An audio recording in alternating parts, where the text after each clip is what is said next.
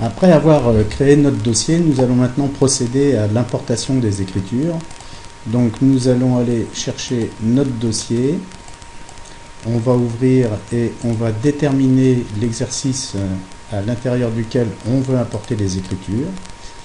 Donc on commence par le plan comptable.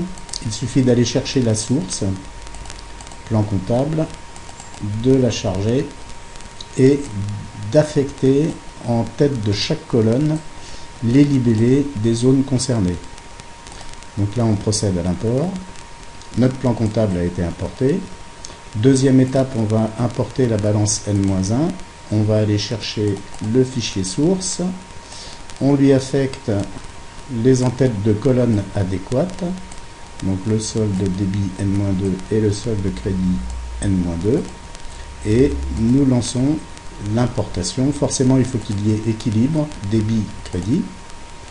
Nous nous attachons maintenant à importer la balance N-1 que nous allons aller sélectionner.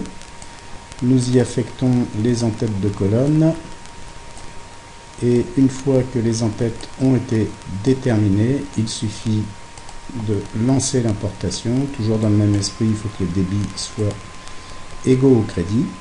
Et maintenant, nous allons importer les écritures de l'entreprise qui correspondent aux journaux. Donc on a déversé le fichier et toujours suivant la même procédure, nous allons déterminer les entêtes des colonnes pour bien spécifier à quoi elles correspondent. Donc le numéro de pièce, le montant débit, le montant crédit et la date d'écriture.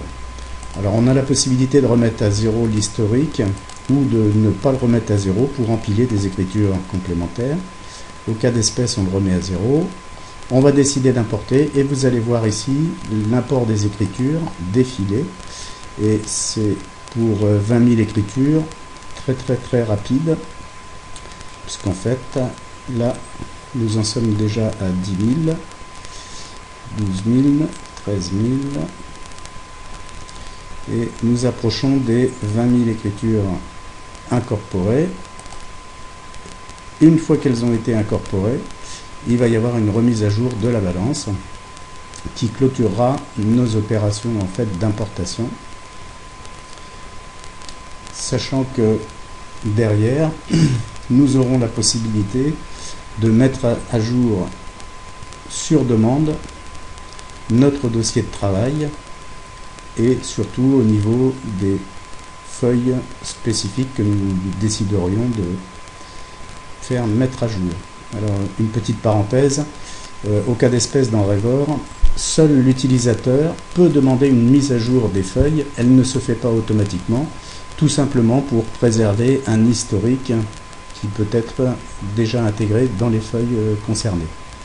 Donc une fois que l'importation a été terminée, il nous offre la possibilité de mettre à jour certaines feuilles de notre dossier de travail. Il suffit, partant de là, de les sélectionner et une fois qu'elles ont été sélectionnées, on en demande la mise à jour, donc qui va se faire quand même relativement rapidement.